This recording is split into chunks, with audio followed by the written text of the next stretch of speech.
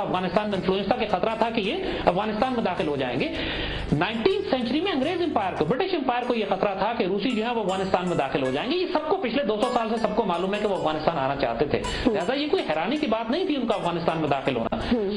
तो जब वो अफगानिस्तान में दाखिल हुए तो अब पाकिस्तान को उस वक्त ये बिल्कुल अंदाजा था, जनरल ज़िया की हुकूमत थी और हम समझते हैं कि अल्लाह का एहसान था कि उस वक्त जनरल ज़िया की हुकूमत थी। जिनको अगर अफगानिस्तान में ना रोका होता तो सोवियत यूनियन ने 10, 15, 20 साल के बाद पाकिस्तान में दाखिल होना, कि यही फर्क होता है। आजकल के दौर में अलमिया हमारा ये है कि we are trying to find the tallest pygmy, बौनों में सबसे लंबा बौना हम तलाश कर रहे हैं। हमारे पास टावरिंग लीडरशिप तो है ही नहीं। जो उस वक्त भी देखिए लोगों ने कहा जनरल ज़िया से कि सोवियत यूनियन से आप कैसे मुकाबला करेंगे, वो तो इतनी बड़ी ताकत है, सरहदों पे आ गई है, जिस मुल्क में घुसता है उसको निकाला नहीं जाता।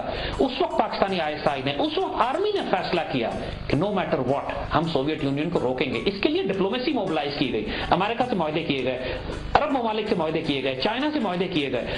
आपने डिप्लोमेसी की, आपने पूरी दुनिया से इमदाद मंगवाई, आपने पूरी, लेकिन एक स्ट्रैटेजी और टैक्टिक्स का जहां तक ताल्लुक था ये ISI के लिए है। क्योंकि देखिए जहां एक नेशनल सिक्योरिटी पॉलिसी ये थी कि अफगानिस्तान में सोवियत यूनियन को शिकस्त दी जाएगी, उसके लिए पूरे रिसोर्सेज आर्मी के और ISI के उसके लिए डिप्लोमेसी के उसके लिए डिप्लॉय किए गए थे। लेकिन जो इंफॉर्मेशन वॉर थी वो डेफिनेटली कमजोर रही, वो एस्पेक्ट बिल्कुल निगलेक्ट रहा पाकिस्तान में। पाकिस्तान टेलीविजन ने, हमें याद है, सिर्फ एक ड्रामा उस जमाने में बनाया था पनाह के नाम से, एक ड्रामा 84, 83 वगैरह में कहीं बना था जिसके अंदर अफगान रिफ्यूजीज के स्टेटस को दिखाया जाता था। लेकिन बुनियादी communist element, socialist element, liberal element, secular element Pakistan में वो थे जो अफगान जिहाद के खिलाफ थे, और पाकिस्तानी मीडिया ये लोग कंट्रोल करते थे। इस्लामिक मीडिया या राइटिस्ट मीडिया तो हमारे यहाँ प्रैक्टिकली वजूद ही नहीं रखता था, ये अलमिया था, प्राइवेट मीडिया था नहीं, और जो प्रेस मीडिया था that was dominantly controlled. Soviet union को हमने शिकस्त दी। जिनेवा एकॉर्ड जो 1988 में साइन किया गया वो हमारी डिप्लोमेसी में शिकस्त थी। अमेरिकन और रशियंस ने आपस में मुआहदा किया जिसमें काबुल पपेट हुकूमत को इस्लामाबाद के मुकाबले पे खड़ा कर दिया और मुजाहिदीन को इग्नोर कर दिया। इससे बड़ा तारीखी ब्लंडर हम कर ही नहीं सकते थे कि जिन्होंने 10 साल जिहाद किया, जिनको हमने तैयार किया, जिन्होंने कल काबुल में, जिनको हमने काबुल की हुकूमत देनी थी उनको हमने हुकूमत देने के बजाय इग्नोर कर दिया, और नतीजतन अफगानिस्तान में सिविल वॉर शुरू हुई। अब जब एक ब्लंडर आप कर चुके हैं जिनेवा एकॉर्ड का, 10 साल पूरी 90s की जो दहाई है उसमें सिविल वॉर चली, और उस सिविल वॉर के नतीजे में जब 9/11 की बारी आई उस वक्त पाकिस्तान के पास अफगानिस्तान में कोई ऐसे एसेट्स मौजूद ही नहीं थे, नॉर्दर्न अलायंस में स्पेशली ताजिकों में, उज़्बकों में, हज़ारस में, क्योंकि सिविल वॉर के नतीजे में वो हमारे दुश्मन हो चुके थे। हम चाहते या ना चाहते, यानी जनरल मुशर्रफ का जो फैसला था वो बड़ा तकलीफदेह फैसला था, उसने हमें बहुत शदीद नुकसान पहुंचाया, लेकिन अलमिया अफगानिस्तान के अंदर भी था। अगर अफगान तालिबान ताजिकों के साथ, उज़्बकों के साथ और हज़ारास के साथ दोस्ती करके बना के रखते तो अमरीकियों को कभी मौका ना मिलता। तो ये गलती पाकिस्तान की तरफ तो एक ब्लंडर था ही कि जनरल मुशर्रफ ने बगैर ये डिसाइड किए कि जो नॉर्दर्न अलायंस आपका मुखालिफ, ये वही वाली बात हम कहेंगे कि ये बुज़दिलों की आर्गुमेंट ऐसी होती है। आज भी जब नेटो की सप्लाई हमने आज बंद की हुई है तो लोगों ने पहले हमसे कहा था नेटो की सप्लाई तो बंद ही नहीं हो सकती, और फिर जब पाकिस्तान ने बंद कर दी तो लोगों ने कहा 5 दिन बाद फिर खुल जाएंगी। आज फिर 60 दिन हो गए नेटो की सप्लाई बंद है, और प्रेशर जरूर अमेरिकन डाल रहे हैं, लेकिन आपको अगर कोई जिंदा कौमें जब खड़ी होती हैं, डिप्लोमेसी साथ, media, information war, military strategy, आप सब कुछ साथ में लाते हैं। कैसे मुमकिन था पाकिस्तान मुशर्रफ के दौर में we were nuclear, declared nuclear state, तो बच्चों का मजाक नहीं था कि अमेरिका पे हमला कर देता। कि हम जंग कर सकते थे अमेरिका, जंग करने की जरूरत नहीं है, आप स्ट्रेंथ ऑफ डिप्लोमेसी से इसको डिफीट कर सकते हैं। देखिए आपने नेटो की सप्लाईज बंद की, कोई जंग कर ली हमने अमेरिकन के साथ। द पॉइंट इज कि आप, जिस तरह बात हमने की सोवियत यूनियन से, क्या पाकिस्तान ने जंग कर ली? हमने अफगानिस्तान में शिकस्त दी इनको, क्या सोवियत यूनियन का हमसे तसादुम हुआ या नहीं हुआ? नहीं हुआ। 1-2 दफा हमने उनके जहाज भुट्टो के बारे में ये बात, बहरहाल उनके दुश्मन भी इस बात को मानते हैं कि he was a brilliant man, he was a genius, उनको लोग इविल जीनियस भी कहते हैं, उन्होंने पाकिस्तान को बहुत नुकसान भी पहुंचाया, but the man had a vision, उसमें जुर्रत थी। उन्होंने जब ये देखा कि सोवियत यूनियन अफगानिस्तान में दाखिल होकर पाकिस्तान के अंदर बगावतें बर्पा कर रहा है, बलूचिस्तान लिबरेशन आर्मी को सपोर्ट, BLA के खिलाफ, तो भुट्टो ने सबसे पहले बलूचिस्तान में कम्युनिस्ट एलिमेंट्स के खिलाफ, सोशलिस्ट एलिमेंट्स के खिलाफ मिलिट्री कैंपेन की। उन्होंने अवामी नेशनल पार्टी के खिलाफ पख्तूनिस्तान बनाने की वजह से मुकदमात कायम किए। और तीसरा काम जो भुट्टो ने किया कि उन्होंने इस्लामिक मिलिटेंट ग्रुप्स तैयार करने शुरू किए कि जो कम्युनिज्म का मुकाबला करेंगे अफगानिस्तान में। ये बात जिया ने नहीं शुरू की, भुट्टो ने शुरू की। Sir, I'm sorry to cut you. I need to quote your one sentence. आपने अपनी किताब में लिखा है that he was forced to operate military operation in Balochistan. Why he was forced? वो intentional था या forced? ऐसा क्या मतलब? मतलब ये है कि इतनी ज्यादा बगावत शुरू हो गई थी कि आप मजबूर हुए कि उसके खिलाफ मिलिट्री कार्रवाई करें, और ये सारा रूस कर रहा था अफगानिस्तान से।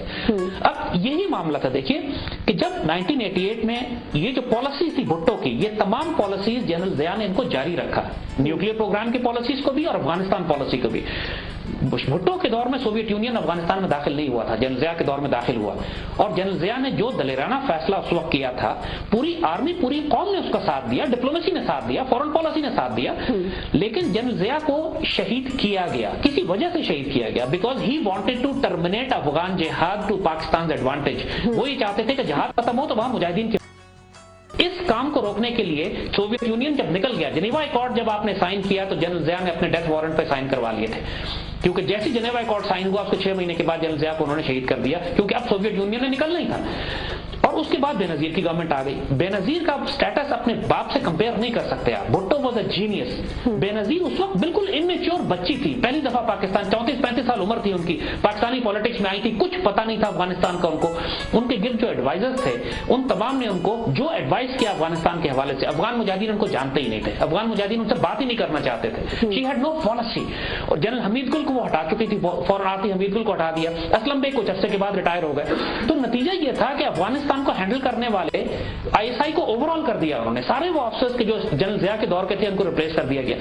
तो जब इस किस्म की आप सिनारियो आप बिल्ड करेंगे, और सारा डीजी आईएसआई उन्होंने जनरल असद दुरानी को लगाया जो कि प्रो अमेरिकन आदमी थे, और जिन्होंने कंप्लीटली, जिनको ना मुजाहिदीन ट्रस्ट करते थे, और जिन्होंने मुजाहिदीन को इकट्ठा करने के बजाय ये पॉलिसी अडॉप्ट की कि मुजाहिदीन में इख्तिलाफात पैदा किए जाएंगे। मैंने कहा ना कि हिकमत यार को उन्होंने सपोर्ट किया, मसूद को अलग कर दिया। उस वक्त जब पाकिस्तान इन दोनों को करीब लाकर काबुल में अपनी हुकूमत कायम कर सकता था, यानी तारीखी बिट्रेल है, हमारी तारीख के ऐसी तकलीफ दे एलिमेंट है।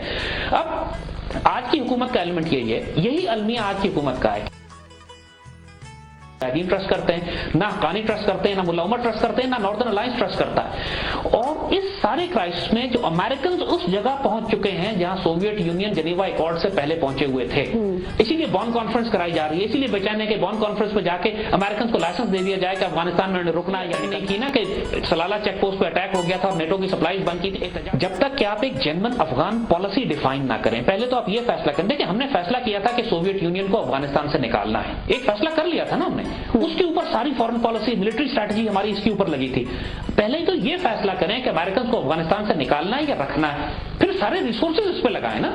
अगर अमेरिकन को अफगानिस्तान से निकालना है, फिर उसकी रिक्वायरमेंट्स और हैं, फिर उसकी रिक्वायरमेंट डिप्लोमेसी की और है। कि डिसीजन ना फौज में हुआ है ना फॉरेन पॉलिसी, ना हमारी पॉलिटिकल लीडरशिप में हुआ। ये फैक्ट बात है कि अभी तक ये फैसला नहीं कर पा रहे कि अफगानिस्तान से अमेरिकियों को निकालना है या रखना है, या उनको तालिबान एक पॉलिटिकल पावर की शक्ल में तो सामने आ चुके हैं, उनको रिकॉग्नाइज कर लिया गया। जब कतर में उनकी एम्बेसी खुलने जा रही है, तुर्की में उनकी एम्बेसी खुल रही है, दुनिया अमेरिकन उनसे बात कर रहे हैं अपनी एग्जिट स्ट्रैटेजी के लिए, इसमें तो कोई शुबे की बात नहीं रह गई। लेकिन हमें जिस चीज का कंसर्न है कि इस बात के बावजूद कि अमेरिकन अफगानिस्तान से निकलने की बात कर रहे हैं, बॉन कॉन्फ्रेंस कर रहे हैं, तालिबान से बातचीत कर रहे हैं, उसके बावजूद अफगानिस्तान में अपनी मिलिट्री स्ट्रेंथ को बढ़ा रहे हैं। लेकिन सर यही अर्ज करूं ना आपको कि अमेरिकन की नीयत खराब है यहाँ पे। सांजू ने ये बात कही थी, चाइनीज मिलिट्री फिलोसफर जो था, उसने कहा कि if you see the words of peace and preparations for war, be ready, war is coming. अगर तुम ये देखो कि अमन के मुआहदे हो रहे हैं लेकिन पीछे जंगी तैयारियां हो रही हैं, तो समझ लो कि तुम्हें धोखा दिया जाएगा, आखिर में जंग आने वाली है।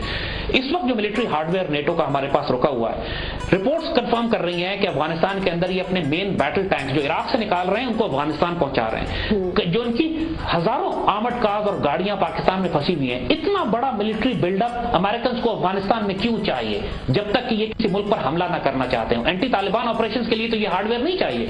ये जो एस्पेक्ट मिलिट्री डॉक्ट्रिन है ओबामा की, जिसके तहत पाकिस्तान को मैदान जंग बनाया जाएगा, ये एंड गेम इसकी तरफ जा रहा है। एक तरफ इंडियन कोल्ड स्टार्ट है, एक तरफ एस्पेक्ट है। इसीलिए हमने इस किताब में, जो हमने पिछले 3-4 महीने में जो हमें इतनी अर्जेंसी थी कि इस किताब को छाप के हम सामने लेकर आए, उसका मकसद यही था कि अब हम ऐसे मौके पर आ गए हैं कि अगर हमने इस वक्त अमेरिकन को अफगानिस्तान से न निकाला तो हमारा वही हशर होगा जो सोवियत यूनियन अफगानिस्तान में अगर बैठा रहता तो सर जिहाद की वजह से निकाला, उसका आप भी एक अहम हिस्सा थे। आपने नेगोशिएशन भी करने की कोशिश की, आपने वहाँ की लीडरशिप को यहाँ पे लाई, मुलाकातें भी कराई, पर उसको कोई फायदा नहीं हुआ, आपको भी खुद नौ सुनना पड़ा।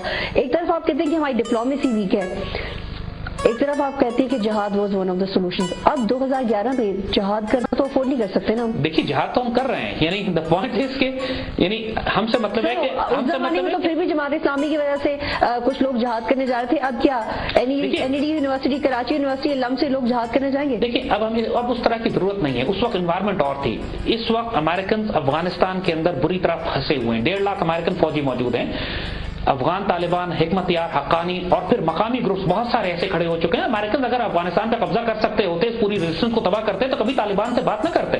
جہاد ہو رہا ہے اس وقت، جس چیز کی ضرورت ہے اس وقت پاکستان سے مجاہدین بھیجنے کی ضرورت ہی نہیں ہے افغانستان میں جا کے لڑنے کے لیے، اس وقت ضرورت اس بات کی ہے کہ جو نیٹو کی سپلائی لائن آپ کے تھرو جا رہی ہے اس کو روکا جائے، اسٹرانگ ڈپلومیسی ایران اور چائنا کے، ترکی، رشیا کے ساتھ کی جائے۔ آرمی کا رول افغانستان جہاد میں تو کمال تھا، ماسٹر پیس رول تھا، دنیا نے ریکگنائز کیا، یعنی جب آئی ایس آئی کا رول کہ جب برلن وال ٹوٹی ہے اس کے بعد تو خود جرمن چیف آف انٹیلیجنس نے بھیجا آئی ایس آئی کو ایک نوٹ لکھ کے to the one who delivered the first blow to the Soviet union.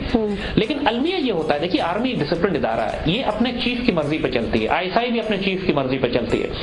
جو ضیاء کے بعد، جنرل ضیاء کے بعد جو D G I S I آئے، پہلے جنرل اسد درانی آئے، اس کے بعد جاوید ناصر آئے، ٹو بی آنےسٹ انہوں نے بیڑا غرق کر دیا آئی ایس آئی کا بھی اور پاکستان کی افغان پالیسی کا بھی، اور اس کو ہم نے کھل کے کتاب میں لکھا ہے، اس بات کو ہم نے پوری طرح کتاب میں لکھا ہے اس بات کو، اور پورے کیونکہ میری ملاقاتیں ہوئی ان لوگوں سے، ہم نے لکھ کے یہ ساری باتیں، کوئی سنی سنائی بات نہیں ہے یہ، and I was involved in all the negotiation process. آج بھی وہ ایلیمنٹ زندہ ہے، وہ کیریکٹر زندہ ہے سارے جن کے ساتھ ہم نے اس وقت ڈیل کیا تھا۔ لہذا آج 9/11 کے بعد اگین پاکستان آرمی کا جو کمانڈر ان چیف تھا مشرف، اس کی پالیسی تھی جو آرمی کو مجبوراً فالو کرنی پڑی اور آرمی کو شدید نقصان ہوا، لیکن جنرل کیانی نے جب سے کمانڈ سنبھالی ہے، جنرل پاشا جب سے آئی ایس آئی کے ڈی جی آئے ہیں، آپ نے دیکھا ہے کہ انہوں نے پاکستان کو ری آرگنائز کیا، ری گروپ کیا، دوبارہ لیکن مسلمانوں نے ابھی تک امریکنز کو شکست نہیں دی ہے، اور اس وجہ سے بڑا رومانٹک کانسیپٹ ہے افغانستان میں امریکنز کو شکست دینا، کیونکہ ویسٹرن پاور مسلمانوں کے ہاتھوں پٹے، دیٹ از سم تھنگ جس کی وجہ سے، کیونکہ پوری دنیا میں جو آکوپائڈ مسلم لینڈز ہیں، جو خاص طور پہ آپ فلسطین کی بات کرتے ہیں، خاص طور پہ کشمیر کی بات کریں، چیچنیا کی بات کریں، ہر جگہ مختلف پاورز ہیں جنہوں نے مسلمانوں پہ قبضہ کیا ہوا ہے۔ کشمیر میں ہندوستان ہے، چیچنیا میں رشیا ہے، فلسطین میں اسرائیل ہے، اور امریکنز اب پورے مڈل ایسٹ کو ری شیپ کرتے پھر رہے ہیں، تو امریکن کے خلاف تو غصہ ہے، اور افغانستان اس وقت سینٹرل فوکل پوائنٹ ہے مسلمانوں کے لیے کہ یہاں پر اگر امریکنز کو شکست ہوتی ہے تو ہم آپ کو گارنٹی دیتے ہیں اللہ کے فضل سے کہ اس کے بعد پوری دنیا میں پھر امریکن امپائر کی کمر ٹوٹ جائے گی، جیسے سوویت امپائر کی کمر افغانستان میں۔ امریکنز کی امداد کہاں مل رہی ہے؟ امداد لینے کی ضرورت ہی نہیں ہے آپ کو، پچھلے 11 سال کے ٹیکسز لے لیں، صرف آپ جو نیٹو کے مفت گئے ہیں ان کو۔ پاکستان میں پیٹرول 90 روپے ملتا ہے، نیٹو کو پیٹرول 35 روپے دیتے تھے، ٹیکسز ان سے نہیں لیتے تھے۔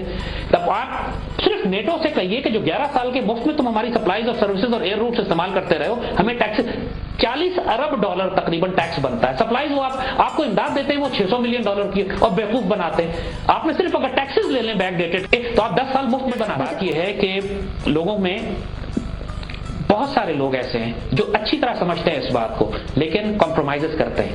ہر آدمی ہزار خوف ہوں لیکن زباں ہو دل کی رفیق ازل سے رہا، یہ قلندروں کا طریق۔ اقبال نے جو ایک قلندروں کی ڈیفینیشن بتائی تھی، یہ انفارچونیٹلی یہ ایٹریبیوٹ آج ہماری قوم میں حکمرانوں میں باقی نہیں بچا ہے۔ ہمارے سب حکمران اس بات کو جانتے ہیں کہ یہ معلوم نہیں ہے کسی کو یہ حکمران کتنی خیانت کر رہے ہیں، کتنی کرپشن کر رہے ہیں، کتنا فساد ملک کو انہوں نے مبتلا کر دیا۔ خطرات ہمارے آس پاس کیا ہیں، ایف پیک، cold start, 4th generation war, سب کو پتہ ہے یہ باتیں کہ دشمن اب پاکستان پر حملہ کرنے کی تیاری مکمل کر چکا ہے، لیکن بات اس لیے نہیں کرتے کہ ان کے ویسٹڈ انٹرسٹ ہیں، ان کے پیسے باہر پڑے ہیں، ان کو خیانت کرنی ہے۔ یہ باتیں تو صرف ایک وہی کرے گا کہ جو اپنا سر کٹوانے کے لیے تیار بیٹھا ہو۔